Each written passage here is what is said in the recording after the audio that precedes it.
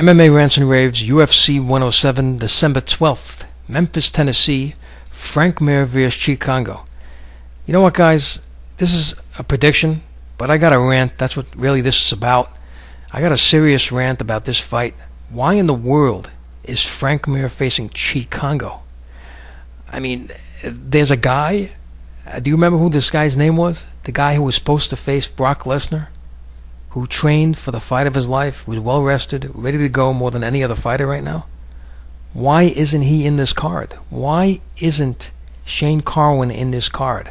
We know that Lesnar is not only not going to be back for 107, but he may never be back. The guy is supposedly fighting for his life. He's headed to the Mayo Clinic. I don't understand why Shane Carwin is not in this fight. It just doesn't make any sense to me. As a matter of fact, I think Mir and Shane Carwin would be a main event card, a great main event card. Carwin is undefeated.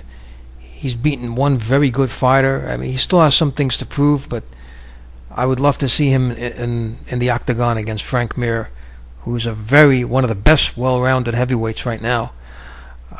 So it just doesn't make sense. Kongo is basically a kickboxer. He's a good kickboxer, but he has terrible takedown defense. While he's on the ground, he's very vulnerable. And Mir is a submission specialist, and he's a big guy too. So I mean, I don't see how Kongo even has a chance against Mir. I mean, everybody has a chance, but anything can happen. But I don't see how he can defeat Mir. On paper, it definitely does not make sense. So that's my rant. It just doesn't make any sense. We've been looking for a good heavyweight fight in the UFC for a long time, and instead of a good heavyweight fight, which they had the chance to make, they're putting on a lightweight card to be the main event with Sanchez and Penn. But anyway, since the fight is happening, I'm going to make a prediction here. The only chance that Kongo has is to remain stand-up, do kickboxing, punching.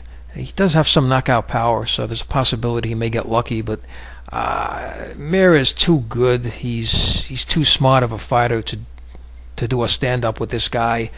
This fight should go to the ground. I see Mir getting either an early or late submission in the fight, or Mir will take Kongo down. Rather than do submission, he'll just control him on the ground and pound him throughout the fight, and just get a late decision. Kongo does have a very strong chin. He may be able to take a lot of abuse. He sure did against Velasquez, and lasted to the end of the fight. He could barely get up. But I think that's the way it's going to end. So it's either early late submission or referee's unanimous decision.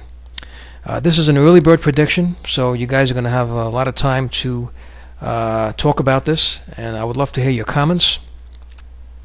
Please remember to subscribe, and thank you for tuning in.